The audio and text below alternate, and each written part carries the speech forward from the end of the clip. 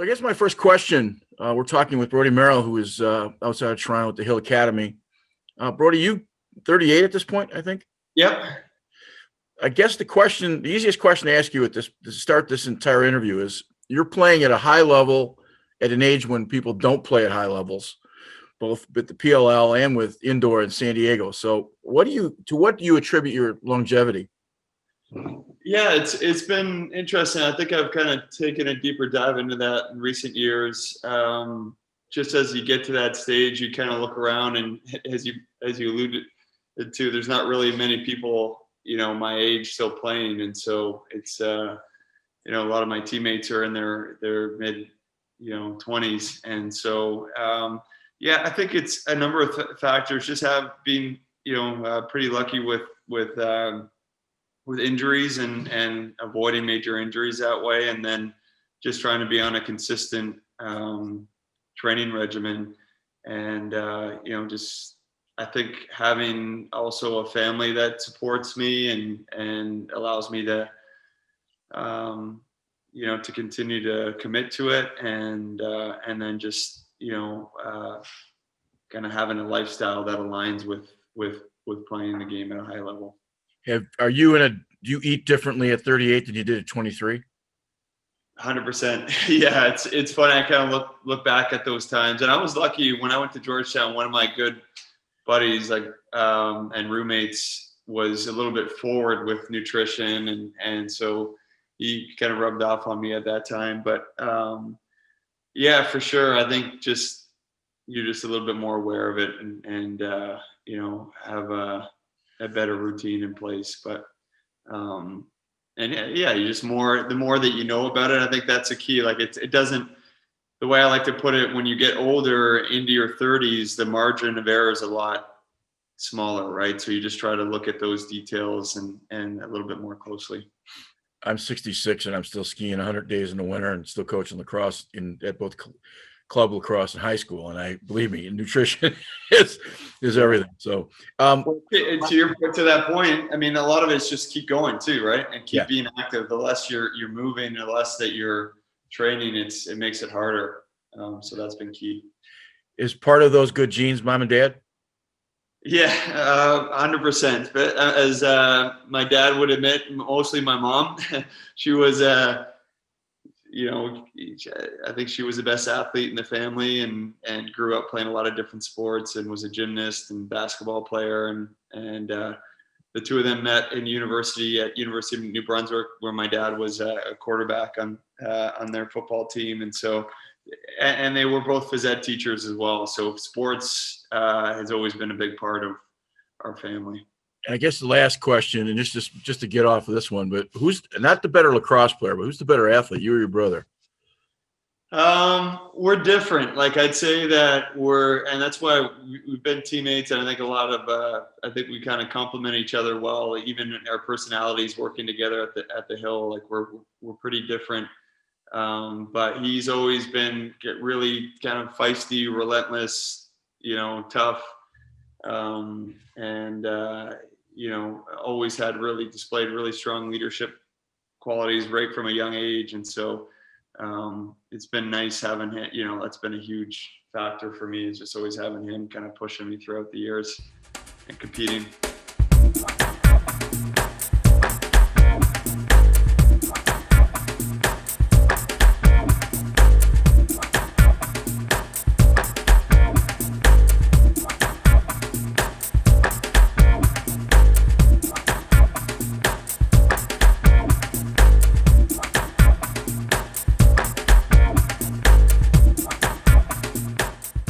Well, welcome back to another edition of Michigan Lacrosse Review. My name is Greg Norman, your host. We're talking with arguably one of the best defensemen that's ever played the game in Brodie Merrill. We're talking with Brodie from the Hill Academy, where Brodie's been the dean of students, or not. What's your official title? I've worn a couple different hats since being there, but so I'm actually transitioned into the athletic director. Okay. This last year, which has been exciting. But the factory that's known as the Hill Academy produced all kinds of players for years and years. Former #1 draft choice, a current member in the PLL, another also Winter League and playing in San Diego. And the easiest place to start, I think it's proper place to start is all the way back in Orangeville, back in your kid. When did you first pick up a stick? When did it kind of get going? Yeah, for me, like so we're originally from Montreal, and right around when there was a time, I'm not sure if you remember or living in the States, but it was in the kind of late 80s where there was kind of a threat of Quebec separating from Canada. So you saw a lot of Quebecers, start to head west to Ontario, and so that's what my family had done. And my mom, they were both phys ed teachers. My dad got into small business, and just with the economic climate in Quebec, we relocated to really randomly. It was a family on my brother's hockey team that moved to Orangeville, and I remember it just being a really tough time because we loved it in Montreal, but when we moved to Montreal, the kind of cool thing was we learned of the game lacrosse because everyone in Orangeville plays. Like all my hockey buddies, I was always my first love was hockey, and so in the wintertime, we all play hockey, and in the summertime the ice comes out of the arena and you play box lacrosse. So that's how I got introduced to the game. I always saw, again, as my parents with being phys ed teachers, we always had the old wooden sticks in our garage and kind of aware of the game and knew it from a surface level. But little did I know moving to Orangeville how much it would really take over my life. I'm the byproduct of a family from Hull, Quebec, and in my generation, it's interesting. In my generation, they weren't bilingual. They didn't want, when they came, they wanted to assimilate. They didn't want to have two languages. And so most of my entire family speaks French, except for one small segment of brothers and sisters who did not teach their children French, so I grew up with that, believe me. Hull's an interesting place because it's right there, right? Like it's in Ontario, but it's basically Quebec. Yeah. And flip a coin as to what you speak when you visit. So I get, it's one of those things. Now, at some point you made a choice. Well, I guess let me back up. Mom and dad are both phys ed teachers. So obviously athletics that's as normal at the dinner table as breathing. Yeah, it was like it really was. My sister, who's a little bit younger than me as well, she went on to be a national level track athlete and played on the Canadian national women's lacrosse team too. And it was so important. Like it's, and all different kinds of sports. And we were always playing something: basketball, soccer. We were a big soccer family early, and obviously hockey is like a religion up here. So, but yeah, we're thankful. Like both my mom and dad. Like I wouldn't say my mom was even a little bit was just as involved. And with the car rides home and the words of advice, and she was very much involved that way. So. Well, if Dad was a quarterback in college and playing 12-man football, you must have eventually been confused when you came south to American football. Yeah, that's right. Well, he was a passing quarterback, especially at that time. We were actually talking about it recently. I was just kind of curious going through his collegiate career, and they had a couple really good teams that almost won Canadian championships that still kind of haunt them to this day. But only 3-down football, right? And so definitely a different brand that I grew up with. It was funny too, because after he retired, playing, used to play touch football, and I remember having some early memories of going and watching him play touch football against a lot of former CFL players. So yeah, it was pretty cool. Living in Detroit, we're really fortunate enough to pick up CBC, so we get all of the Canadian stuff from Channel 9 in Canada. Yeah. So it's fun not only get hockey, but it's also, you get the football and you get various, different look at sport. In the ski community, you get national ski championships and races and international races on Canadian television, where you don't get them in America because the Canadian ski programs are pretty strong. But at some point you moved to Salisbury. So we'll talk a little bit about having, moving from Canada down to sort of play lacrosse in high school. Yeah, that was, I got really lucky with that. There was an older player in Orangeville that was kind of the first player from our small town to go down and play NCAA lacrosse. Now, Orangeville has always been since again the late '80s. They've been big box lacrosse community, and even further back. But there was Chris Sanderson was his name. He's a goalie, and not many Canadian goalies, especially at that time. He went down to the University of Virginia, and so that was big news in our small town. And he would come back, and he would bring his UVA buddies back, and he would run these clinics teaching the field lacrosse game. And so he kind of mentored, took myself and one of my good friends under his wing, and his wife. He married an American girl, and his wife had gone to a New England prep school, and he had some kind of contacts in that area. So he said, "Hey, open the door for these opportunities," and gave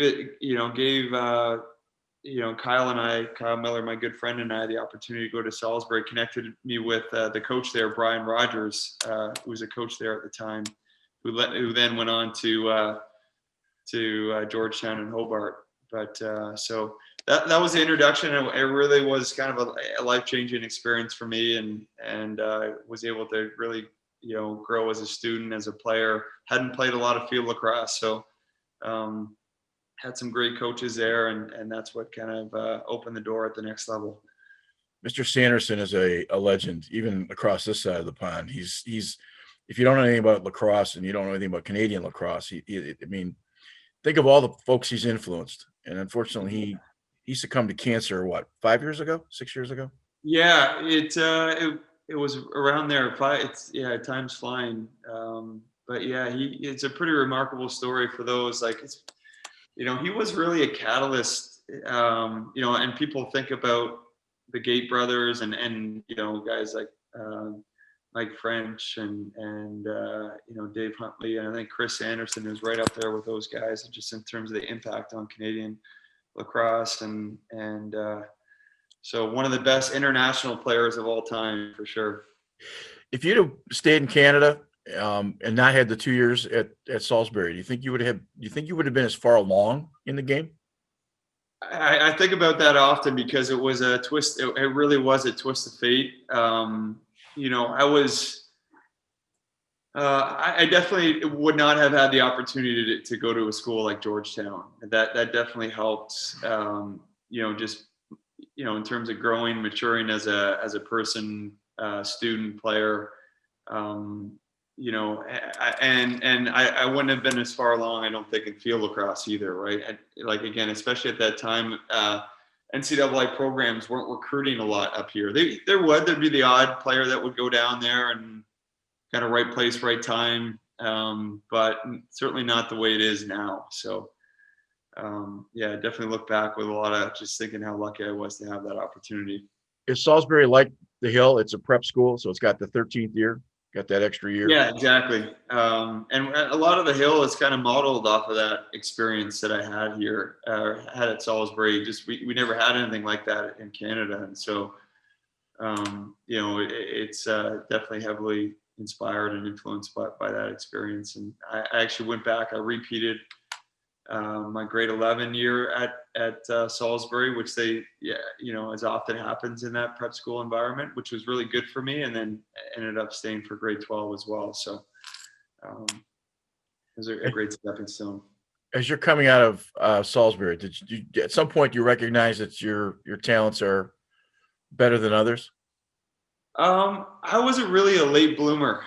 So I was always kind of middle of the pack amongst my community teams growing up, and it was really not until 16, 17 years old I started to kind of find myself and hit my stride, and I got kind of lucky.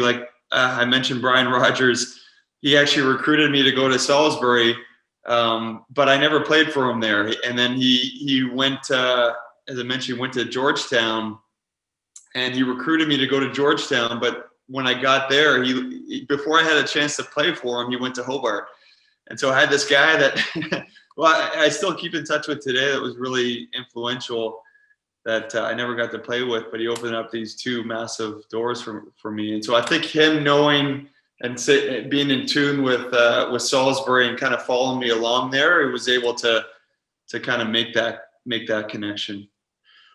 You made All-American your last 2 years. You were also Defensive Player of the Year. I never say this right. The Schussmeister? Schuss?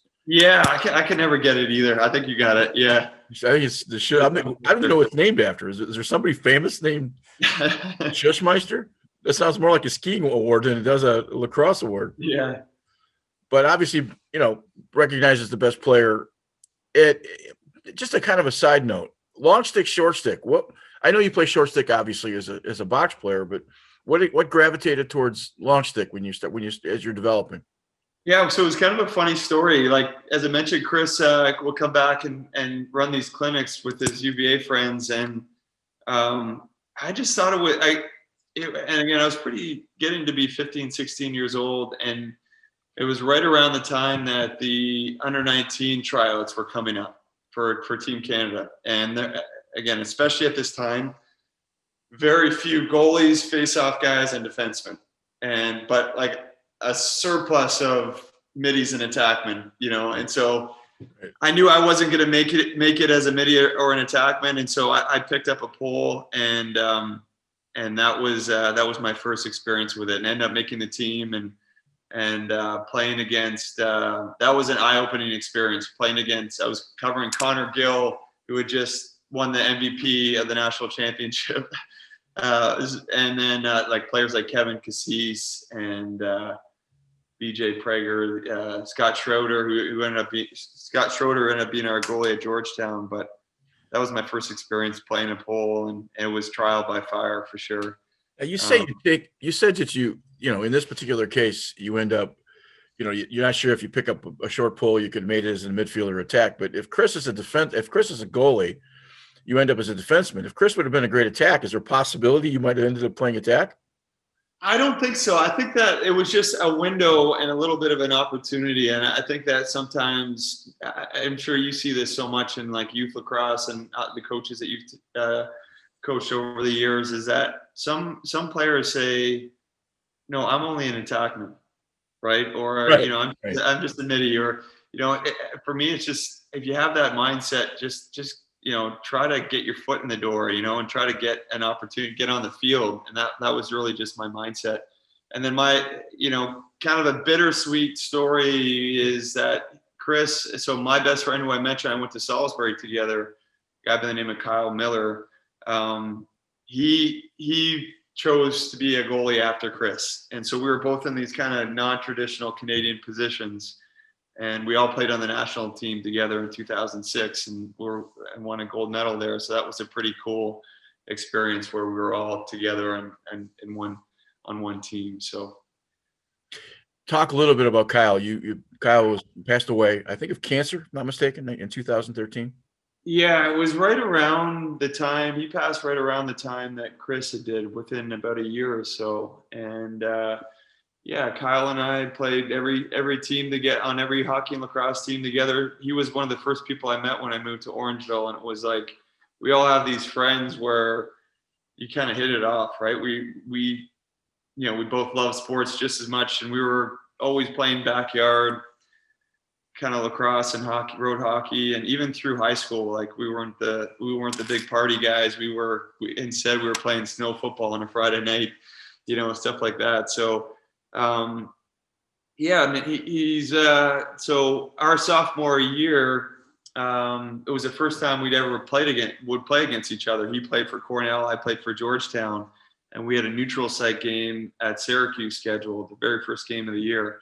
And so we had this like kind of nervous excitement, to play against each other. And but then a week before the game, he called me and said that he had an MRI because he thought he hurt his knee, and on the MRI it showed a spot on his leg, and it ended up being osteosarcoma, which is a form of bone cancer. And so his whole world got flipped upside down. He had to go home, go through chemotherapy, had a portion of his leg removed. So that was a really difficult time. And I think that the one thing that's cool about lacrosse, they told him he'd absolutely never play lacrosse again. And it was kind of, the doctor looked at him with two heads, like he had two heads when he asked about it. But lo and behold, he ended up coming back and finishing his time at Cornell and recovered and played at Cornell and then again made that national team in 2006 that we all played on together.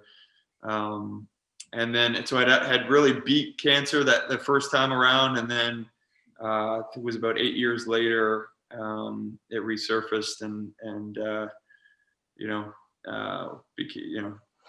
too much to overcome. So it was a pretty tough time just being so close to those guys, but they continue to have a big impact on me every day. I was at the 2006 championships in London. In fact, I should show you this real quick. Let me see if I can find it. I'll have to cut this out later, but you'll appreciate this. Let me see if I can. This is that's that logo from that year. The Canadian. It's the little, cool. little stick. Yeah. We got involved with some stuff in 2006, and we had your signatures actually on this stick, which is we keep things. But Kyle was there of that, and we had a chance a couple times to have conversations with a variety of guys.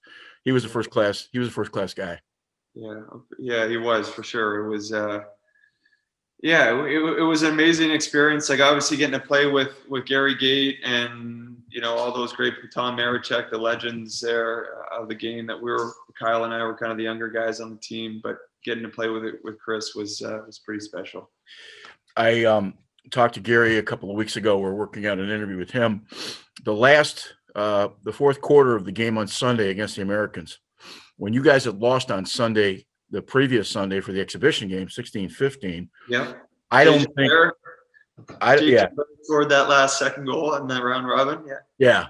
I don't think in that fourth quarter on the following Sunday for the championship when you guys won, I don't think there was ever a player. I think Gary had 3 or 4 goals in the last quarter, and I think 5 in the last half. Yeah. And I don't think I've ever seen a better quarter of lacrosse or a half played by one player in my life.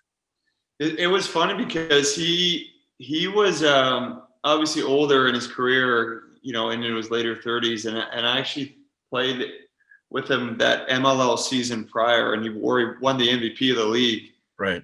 And he was kind of quiet in that tournament and maybe saving a little bit. And I know how much it meant to him because of all his, his history and being so close over the years and kind of his last kick of the can. But I remember them locking off John Grant Jr. And then there was just a few windows where it's like Gary Gait just took over. If you remember, the guy covering him was Nicky Polanco, and Polanco had no clue. He would come out. We were standing on the back of the bench, and the U.S. coaching staff, Desco would turn around and say, "Can you do something? Can you knock him down?" They had no idea what they were how to stop him. He was just. Well, Nicky was again one of the best defensemen I'd ever seen play, and a big physical, just like this, one of the biggest presences you'll see on the field at that position, and that just goes to show you how big Gary was built like an NFL tight end.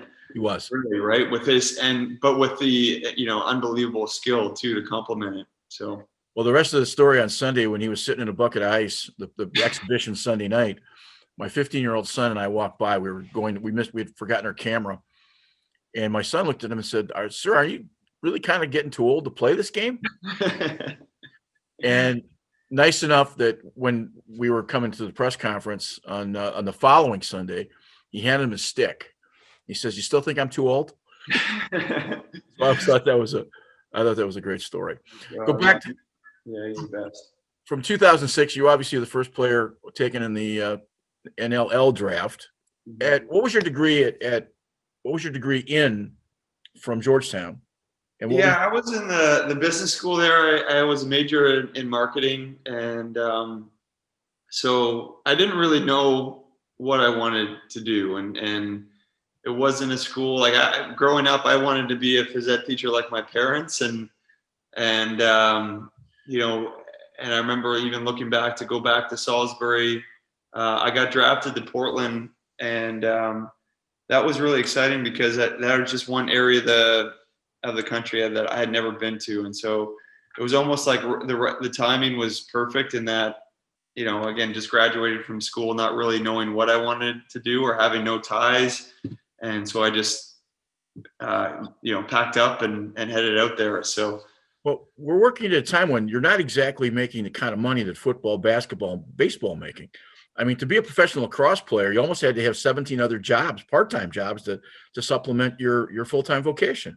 That's exactly what it was. It was a great learning experience at the time, and you know, working, you know, where I am now, just I would do. There's a couple summers where I would just live out of a suitcase and work a lot of different camps, right? And I remember even coaching the Beaverton high school team that year in Oregon when I played in the NLL. But then outside of playing, I would just work any and all camps that I could. And I got to meet so many different people, right? Have kind of grow out your network that way, and then learn all these different drills and different perspectives on the game. And so, yeah, I didn't have much like of a, you know, my social life was lacrosse, right? And it gave me a chance to even travel around a lot of different places. I didn't say, if anybody asked me to do a camp, whether it was in Austin, Texas, or in Vermont, I was saying yes to it. That's money. Yeah, it was a lot of fun. If you get drafted in 5, at what point in that professional career do you realize was the Hill Academy the anchor that allows you to go financially to go do the rest of it, or did you realize at an earlier age that maybe you could make a career, financially make a career out of lacrosse?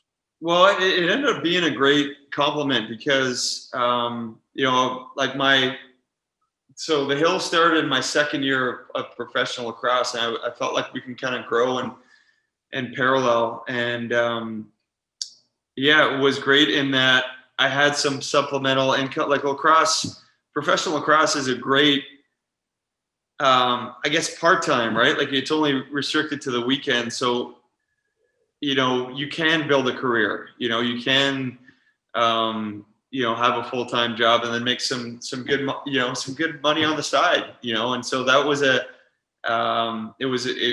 really, and that's been the struggle, I think, for some that don't have that longevity in the game, is that they're working demanding jobs on Wall Street or whatever the case may be, or, you know, it's tough for them to get the time off, where I always had that freedom and flexibility, and they're both kind of helping each other. And I think that's the only way, you know, I could have made it work. So from Portland to Edmonton, and from Edmonton to Philadelphia, now that's as different cities as you could imagine. Yeah. Yeah. Somebody actually was asking me about this recently. What was my favorite stop? And I actually loved all of them for different reasons, right? Like Portland was just cool, new experience. We're an expansion team. We had a lot of early success, and then I got, unfortunately, Portland had folded. And then my coach and general manager, Derek Keenan, who's like the all-time winningest coach in the NLL now, is one of the best ever in the game. We were really close, and so he got the job in Edmonton. And I can remember my wife's telling me, "You're not going to Edmonton. You're not going to Edmonton, please." And then she sees a missed call from Derek Keenan, the coach, and telling me that he was going to pick me up in Edmonton. And we, you know, it's just a nice small town, a small city feel to it, really great people, really cold. But yeah, had a lot of fun there. And then I think just for me getting traded back to Philly, being on the East and being a part of that kind of historic franchise, that was a really cool experience too. So. Was Philadelphia the craziest place you played in reference to fans? It was like, and you always hear of it with other sports, and even in lacrosse. but it was the first time seeing fans at practice and you know, they're diehard fans, and they're going to let you know when you're not playing well, right? And but they also do appreciate, you know, kind of that tough style of lacrosse, and appreciate players that are going to work hard and give it everything you have. So as long as you're doing that, you're going to get a lot of support. And so I always respected that about Philadelphia. A community that boos and throws snowballs at Santa at Christmas because they didn't like the football team that wasn't playing as well. That's a tough town. No doubt. I loved it though. It was great. It was great. Does your short stick experience in box make you a better long stick player, a more offensive long stick player? Without question. I would say, like, I always recommend for players that want to pick up a long pole is to not rush too much into that, and make sure that you still have a short stick that you're using to work on your game, to shoot, to pass, to work on your skill. Because if you specialize a little too early with the pole, you just don't get that as many touches with the ball, handling the ball, right? And so, yeah, I think, and I started to see that more at the professional level with guys. You ask guys like Scott Ratliff or Kyle Sweeney or, Kyle Hartzell's another guy that really picked up long poles really late. And you can see that in their ball handling ability, right? Joel White's another great player, one of my favorite players to watch. He's a guy that didn't pick up a long pole until he got to Syracuse. Right. And you can see that just in his ball handling. The defensive side of things and playing with a pole, yes, there's some adjustments that you need to make in terms of your positioning, your technique, but it's you can pick those things up pretty quickly. If I'm playing against you on the field, I can pretty much know I know what your weaknesses and strengths are. You have very few weaknesses. But on the box side, since most of us don't get a chance to see you play much, if I'm an opposing coach, what do I say? What do I say about if I'm going to have to defend you on that floor? What do I say? What are your weaknesses as a short stick player? Yeah, for me, like as a taller guy, I've always kind of struggled with, like the smaller, shiftier guys just with footwork. So that's always been a constant, area that I always need to focus on. I feel like I always need to work on my footwork. So I do a lot of plyometric speed training, things like that to try to stay up to speed. And so, yeah, that would be probably on the scouting report is that, I feel like earlier in my career, there, especially on the long pole or even as a short stick, it's a good mindset for an offensive player to have. The toughest players to defend are those that are going to attack you, those that are going to, even if they're not necessarily going to the net, they're going to try to draw attention and they're going to be aggressive. I have always liked players that you kind of try to, you can almost see it in the body language of a player when they're not aggressive. That's when for me as a defensive player, that's where you want to try to go after those players, right? So I always say that have that aggressive mindset as an offensive player, even if you're not going to the net, even if you're exchanging the ball, make that initial move, square up, move, and move it along. So when you're watching film, if you know that shorter, quicker players maybe have an advantage of that quickness, that first step, when you watch film, is a lot of that study angles and figuring out how to cut areas off, those kinds of things, which I'm not sure high school kids spend much time doing. Yeah, no doubt. I think it's even, reading certain tendencies, but also playing within yourself, like, and knowing times when to be aggressive and maybe when to sit back and have a little bit of a buffer. So like in box lacrosse, like a guy like Curtis Dixon, who's one of the tougher checks in the game. He's a really tough matchup. He's ultra athletic, highly skilled, probably been one of the best scorers in the game over the last 10 years. I'm not going to chase him.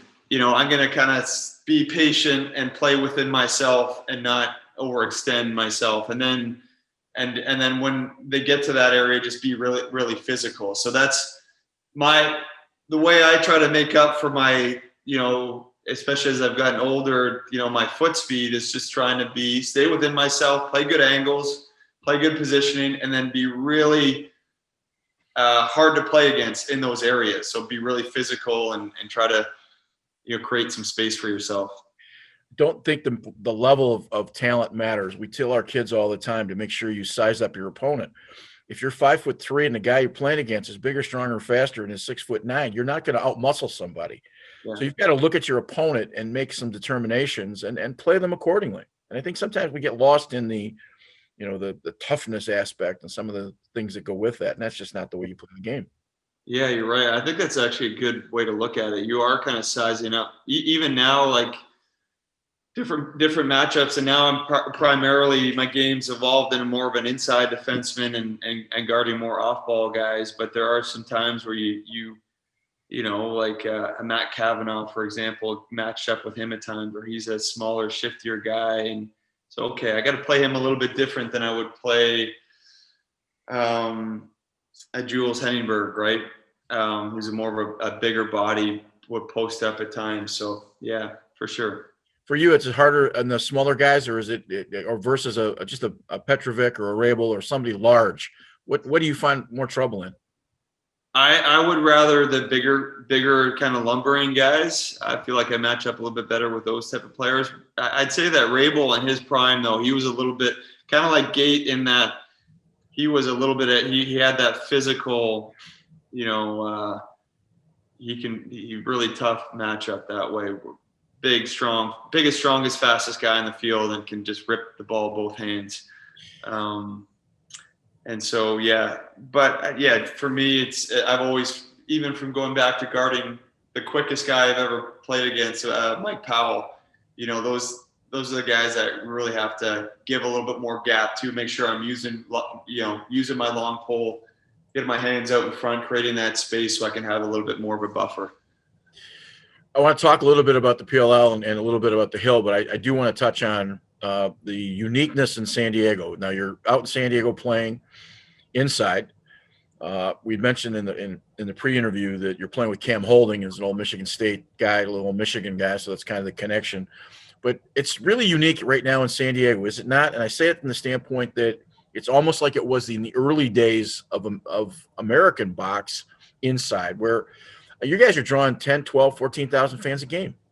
Yeah, it's really exciting. Like it's I was playing in Toronto and was having a great experience playing kind of for my hometown team and my contract was up and I was kind of contemplating whether or not to retire and then this new opportunity came up in San Diego where my brother was named the head coach and general manager and so it's just my wife and I had that discussion. When are we ever going to get this chance again, right? Where we can, bring my 3 young kids out there to enjoy it and experience a great city, and then be a part of a new franchise and helping it build. And it's been really neat to see how it's been, the response that we've gotten out there. We have an amazing ownership and Joe Tsai, who's doing so much for the game.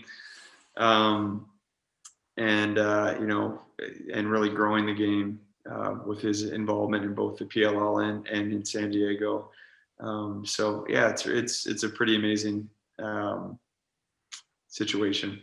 I lived in Encinitas for 15 years. I was really part of the San Diego Tribune. I was part of management there for years. I moved back for a variety of reasons, but everybody says, well, you can't beat the weather in San Diego. I said, you can't beat the weather anywhere in the world like San Diego. I know. So it becomes such a great town, but I think the Gulls' history there has a lot to do with the success of what the box team. I think it's the same crowd. Yeah, you're right. It is. And having the almost one of the most successful minor league hockey franchise over the last 70 years. I mean, that's something that's been around a long time. Yeah, you can tell you go to a Gulls game on a Friday night and then the Seals play on a Saturday night, you're going to see a lot of familiar faces there. So that I think it's been a great fit for the NLL. What a city! I mean, Encinitas is it's a cool little lacrosse area too. Like yes. Carlsbad and Encinitas. Having a chance to stay there. My family stayed out there for a month last year over Christmas, and and got a chance to do some clinics and be involved in the community. And it's a lot of guys, a lot of people from the East, right, that have gone back from Long Island or Baltimore that have set up some roots there and are growing the game and doing a great job with it. So we were involved in the Rancho Bernardo area a bunch, and a friend of mine who's from back east said, we'd like you to come out and give us a hand with the lacrosse guys. I was coaching at the time football in high school. And I said, well, that'd be great. I said, where's the rink?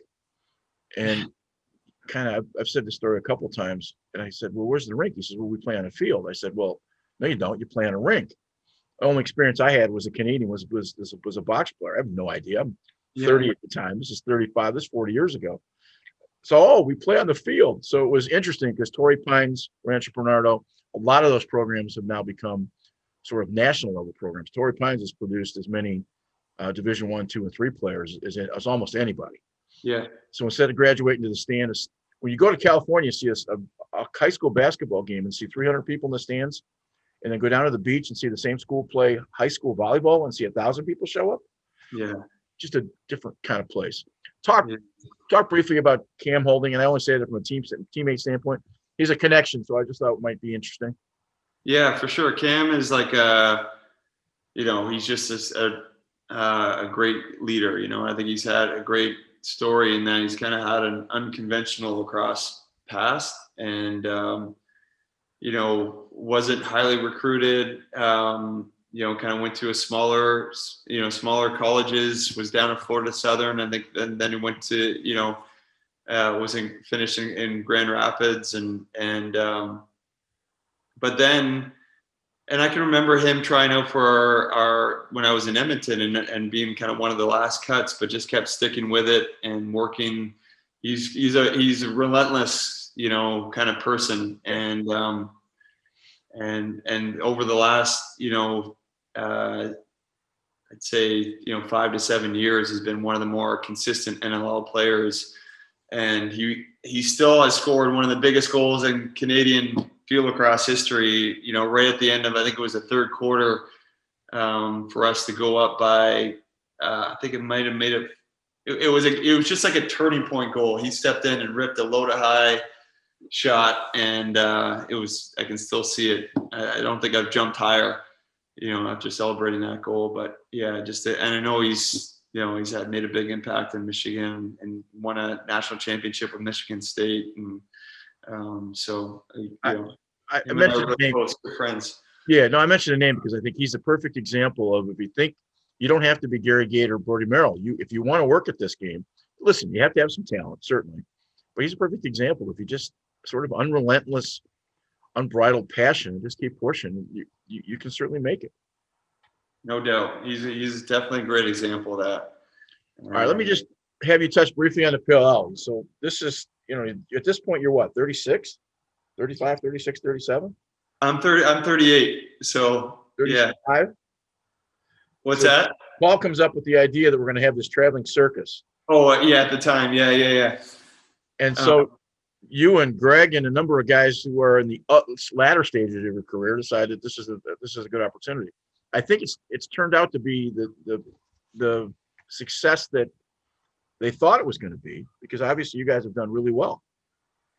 Yeah, it was. As you mentioned, the timing was kind of interesting for us. Just having, I had played 14 years in the MLL, and it was a lot of the kind of the back of the bus conversations, right, that go on, like, oh, I wish we can do this, or what about this that will kind of make this better. And not to, again, I played for some great teams and some great organizations over my MLL career. And I think it was just a chance to maybe take a bit of a risk and kind of go for it, where it had been kind of the same, it kind of hit a point where there wasn't really, you weren't seeing a lot of growth happen at the and maybe it just was time to kind of shake things up. Right. And I give a lot of credit to Paul and Mike Rabel for having the courage of their convictions to do it. And, have a lot of people kind of come at them but then for them to carry on and go for it. And, it's been the most unique lacrosse experience I've ever had. You know, maybe as an old school kind of lacrosse guy, people were kind of asking me, wrapping their mind around the non-city based teams and the traveling and the tour base. But it's been the lacrosse itself has been some of the best I've ever played, just in terms of the pace, the speed, it's a smaller league. So the talent level is really high so it's been an amazing experience, and really optimistic for how that's going to grow and evolve over the years. You have loyalty to Georgetown because you went to school there. If I went to Michigan, I went to Michigan State. I'm a loyal Spartan. Yeah. But the object in pro sports is to monetize the process, to be able to make a living at it. And there's nothing wrong with playing in Toronto or Edmonton, but when 600 people show up instead of 6,000, monetizing it is a hard. So we tend to look at it. So here's my question: do the players feel that the loyalty to the Atlas or to whatever team you may be playing for, is that the same as playing in a city, or has this become more of a business? And so my point to it is there competition that you might expect when there's a guy that on another team that you might have played from another city that maybe rubs you the wrong way, and there's that interplay of just the competitive juices? Yeah, that's a good question. And I've been asked that too. And I was wondering that even how that would play out. It feels, when you're in a locker room and you're playing the game, it feels very normal that way. And it doesn't take long because you start to come together as a team, right? Your interactions with your teammate in the locker room, kind of in the travel, practice, all those times together, it's just like any other team. And the competition's the same, and you start to get hate on for certain players, and the difference is you're around each other quite a bit, especially in that bubble, right? Like you would have a game where you might mix it up with somebody, or there's the competitive fire is going, and then an hour later you're in the hotel elevator with them, right? So it's it could be a little bit awkward with that. Even with the year that we were traveling, kind of pre-COVID. There's locker rooms that are close. There's a lot more interaction with different players, but I would say in terms of the game, the lacrosse, the team, the competitive dynamic is much the same as any other pro team that I've played for. I think one of the things that had to happen, and correct me if I'm wrong, the level of talent and the level of play had to be superior to anything that was currently being done at the pro level. Because as this traveling circus, you're only really attracting people who want to see great lacrosse, because you're really not, with maybe a rare exception, the loyalty factor of a fan from San Diego or Toronto isn't going to be there because they just want to see great lacrosse. And I don't think anybody would argue that watching you guys play, holy God, it was the best I've ever seen. Again, we're watching on television, but that's kind of part of it, isn't it? Yeah, I think so. You definitely got that feel. And I remember the very first weekend in Gillette Stadium, it was like this kind of weird vibe where you have fans wearing a lot of different kinds of jerseys and more. And I think you start to see it now, as certain players have kind of emerged, like a Matt Rambo, right? Like you just want to, you want to see him play. You want to see him play, and on the same weekend get to see him play, and a Connor Fields or an Austin Stats or some of these top players. But I think as a young lacrosse fan, I would have been all over that. And it does take away some of that. Like you're kind of bringing lacrosse to the fans, right? And making it this fun kind of concert-like festival environment, which was a lot of fun. Hopefully we can get back to that this summer because it was a lot of fun. The growth of the process, and more importantly, the growth of the culture, the idea that you're trying to do, that taking it from town to town, has also got to evolve, because you have to build fan bases up in these various communities as to the players that those guys are going to support. And I think you can't get lost. The average fan can't get lost in the idea that it's not their hometown, because it isn't. It's just it changes. Yeah, changes the model. I kind of liken it to I don't know if you got that sense. Like, I liken it to Toronto NFL fans. Okay, people kind of assume that we're Buffalo fans, but Buffalo and Toronto are kind of rival cities, right? Right. So I'm a Vikings fan, right? Like, and my dad's a Jets fan. My brother's a 49ers fan, right? Like, we don't have that hometown, so you kind of, I would liken the PLL kind of the same, right? You kind of gravitate to certain players that you like, or maybe team identity that you more relate to or get drawn to. So that's what I would compare it to. All right. Well, like last couple of questions. I'd like to talk a little bit about the Hill Academy. The logo is up behind me. You've been there 15 years. You have developed, I'm not sure, maybe with Culver. Not sure that there's anybody that's developed more players than you guys. Talk about the academy, what you're doing. A kid might be interested. How does he go about the process? And maybe just talk a little about the Hill Academy and your involvement. Yeah, no, it's really evolved over the years. My dad had actually founded the school. It's been very much a family, organization, I guess, and that my brother and my sister are heavily involved as well. My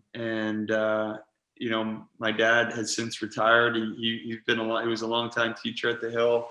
It evolved from 16 students to now just over 200 students. I was kind of joking with my wife recently that it feels a lot more like a normal high school in many ways, just because it's the grades are more balanced and just with more students, we've been able to do a lot more, and where in the earlier stages it was a smaller staff wearing a lot of different hats. So that's been pretty neat. We have an elementary program, so it's really grade 5 to post grad.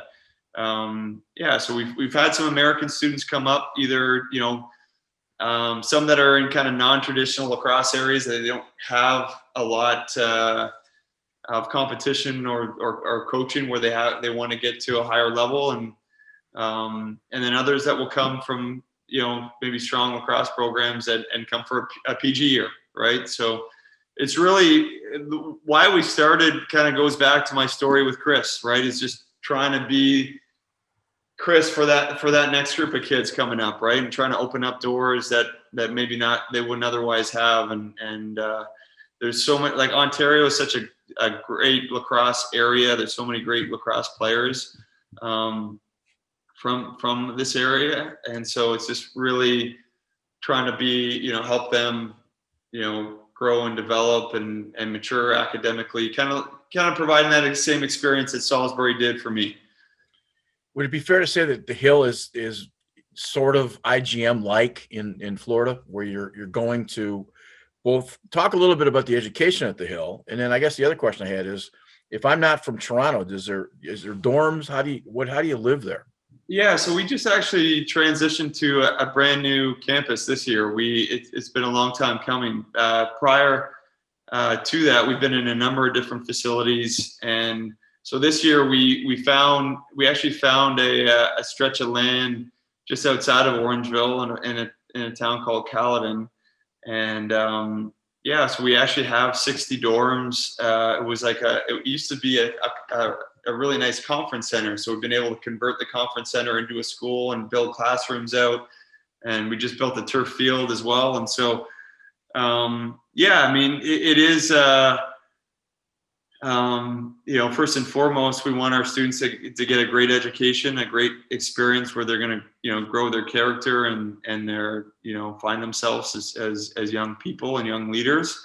And then, it also gives you the opportunity to take a deeper dive into sport and into your respective sport, and train every day and have a strength and conditioning mandatory strength and conditioning program, and then maybe just have a little bit more volume in terms of how much you're playing your respective sport. When your schedule includes college club teams in some cases, you've had, as successful as you've been, do you find it hard finding competition? It was definitely earlier in when we started, right? Like one of the big things, like my mentor was Dave Huntley, and so Dave really, again, just provided me a lot of direction as we were starting the school, and he's a longtime coach at Calvert Hall, and so he kind of made that connection there, and we have since always played a lot of those MIAA schools, and then there are other programs kind of like that, right? Like you mentioned Culver, a lot of those New England prep schools that we've kind of found that a good kind of balance. And then because we are an international school, we're able to scrimmage against some freshman, sophomore groups or some club teams. So that's always been nice to, for us. That's been great to kind of limit travel. So we like to do that in the Michigan upstate area where you can do those in kind of day trips. So that's been a lot of fun. Those kind of programs, John Posner, who was at Culver, left and went to, I think, Lawrenceville, started a program there. Yep. I think these programs are starting to crop up. You're starting to see a lot more of these programs. There's been these programs for years east, but I think it's starting to work its way where maybe the Hill and Culver are not going to be the sort of lone islands. I think it's going to develop pretty quickly because you're starting to see guys like you and it's part of the world of lacrosse. Guys can make a living at it. I think that's a huge difference. Yeah.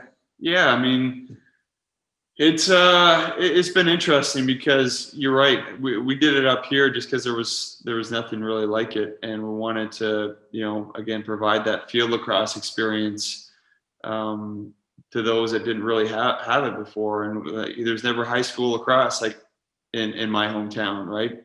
Everything's played through your community, and so we felt like there was a real power in bringing school and sport together, right? And you're a longtime coach, and just those interactions that you have with your players on a daily basis, and the mentorship and the relationships, it's just different, right? Where and the accountability side. So I think that's where we've seen that families and students have kind of gravitate to that, where there is that healthy balance and healthy connection between their personal growth and then also their academic and athletic growth.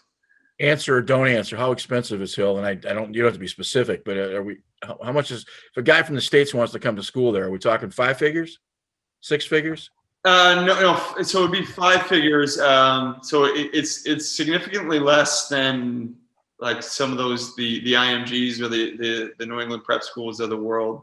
And we want to be in that, we have to operate, we have to turn the lights on and no, I get it. We have a great staff and teaching staff and our admin staff. But we feel like we provide, really good value and try to, keep it manageable, especially for American students. It's with the exchange rate. So it's around in that $30K area for, Canadian, depending on what you want for boarding options. Those are, but we also do provide, financial aid for those that qualify for it. And so, like Salisbury did for me, right? Like I had the majority of my experience paid for at Salisbury, and that was, again, life-changing. And so where we can, we like to try to give back and make it for those that have that need and are a good fit for the program and, are going to, really value and appreciate it. We try to do our best to help. Are you successful enough now that they come to you rather than you go find them? Yeah, it's a little bit of both, I'd say now, and it is a unique environment. So it's it's got to be the right fit for a student, and oftentimes those that are coming all the way from different areas of the country or internationally, it's a big step, right? So you want to make sure that both sides kind of do their due diligence to make sure it is the proper fit. A couple last questions, and I want to I appreciate your time. You've had the great opportunity to play for the Canadian flag several times, and we've asked the guys who've had that opportunity to do the same for the American flag. Is that's sort of the pinnacle of their career. Talk a little bit of what it's like to play for a national team and the pride or the the love of your country coming back. You've done that several times. And is that different than playing for anything else? It is the whole experience is, and I think it's what when you're a young lacrosse player and you're kind of laying down at night thinking and dreaming about your future in the game. And I think that's the first thing that my mind always went to, is being able to represent your country, and to be able to do it for so long has been definitely a highlight of my career. And I think it's neat in that, and I'm sure it's the same in other countries, where you kind of grow up around your teammates, maybe competing for a long stretches against each other. Like I'll use a Curtis Dixon, where we've been played a lot against each other as rivals, and but then it's really cool to get to play together and kind of share a similar background and all those things, and that's unique to Canadian lacrosse, coming together for 2 or 3 very intense weeks. It's definitely special. You kind of have those moments where you look down and you kind of pinch yourself, just seeing that Canadian flag on your chest is extra special. Cool. Well, listen, I think I appreciate your time and sitting down with us and having a conversation. I think we know a lot more about you than before. Our paths have crossed several times, and maybe not even knowing it, but our paths have crossed, and you've always been a first-class guy, and certainly one of the best defensemen I've ever watched play. And that's been the good fortune of just seeing the sport and how much you've given back to it. I'm sure mom and dad are very proud of both you and your brother and your sister. So, yeah. Well, I appreciate that. Thanks for reaching out, and it's been fun talking lacrosse with you, and stay in touch. Let me know if you ever need anything in the future.